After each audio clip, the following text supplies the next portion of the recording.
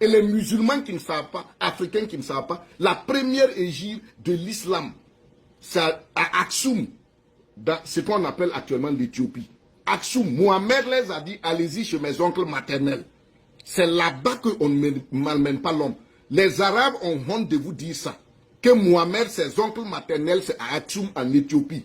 Et dans Nation Nègre et Culture, Cheikh Anta Diop explique que l'Arabie Saoudite que vous voyez, c'était une province de l'Éthiopie.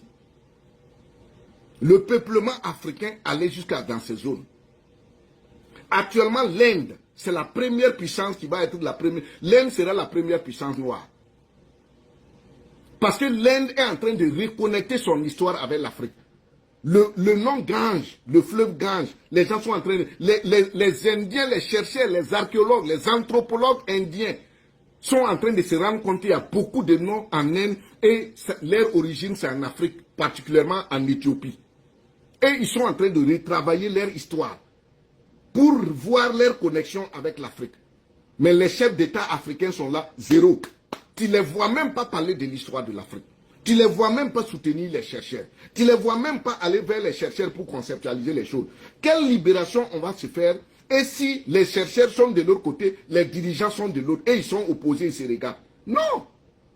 Le monde là, c'est la recherche. Cheikh Anta Diop a dit, armons-nous des sciences jusqu'aux dents. C'est pourquoi ils ont donné de leur temps, passé leur vie à faire tous ces travaux. Mais nous, nos chefs d'État aujourd'hui ne comprennent pas qu'il faut mettre... Regardez l'Iran. Comment les Iraniens, scientifiquement, ils sont avancés. Ça ne les empêche pas d'aller à la mosquée. Mais nous, aujourd'hui, en Afrique, on n'a pas la science.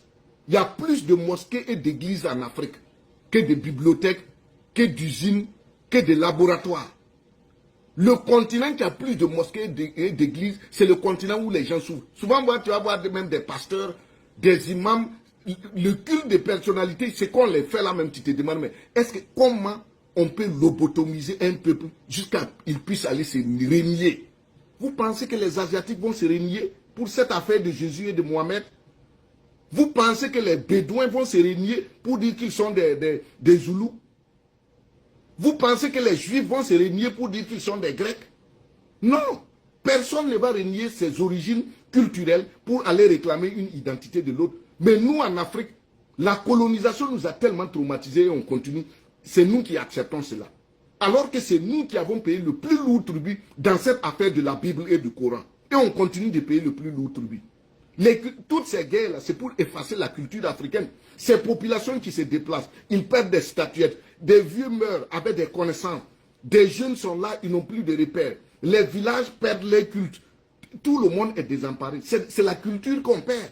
Depuis l'esclavage, quand on venait attraper les gens dans les champs, c'est comme ça qu'on a perdu des cultures. Et les chefs d'État africains sont là aujourd'hui. On ne fait rien pour préserver non seulement notre culture, mais on ne fait rien aussi pour que la culture avance. Regardez comment on souffre. Regardez les réfugiés. Chaque ans, les Africains, c'est la négativité. Tu ne vas jamais voir un chef d'État africain s'afficher avec un Africain qui excelle. Ils sont là assis. Ils sont là assis. Et tout dernièrement, les gens se plaignent que Macron a réussi les influences. Il ne peut pas continuer comme ça. Les Européens, les Arabes, ils nous ont montré leur visage. Et ils ne cachent plus. C'est depuis des siècles qu'ils malmènent les Noirs. Mais si vous êtes bas, vous êtes limité et vous êtes complexé. Un chef d'État africain qui se lève pour aller prier, pour montrer que ouais, un chef d'État d'Afrique noire. Vous avez déjà vu le roi d'Arabie Saoudite ou bien un président algérien, on l'a montré, on est en train de montrer pour dire qu'il est en train d'aller prier à la mosquée. Vous avez déjà vu ça?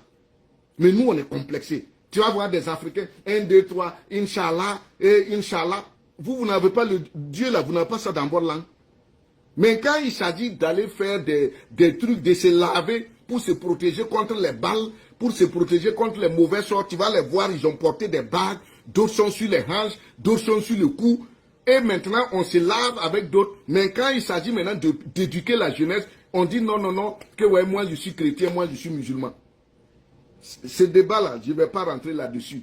Mais quand leurs vrais initiés vont nous provoquer ou vous dire qu'il faut ouvrir le débat, c'est là maintenant on va les affronter et on va rentrer dans le débat initiatique et on va atteindre un autre niveau. Vous allez vous asseoir, nous écouter. Il est temps que les Africains sortent de ce complexe de Jésus et de Mohamed. On a trop pris de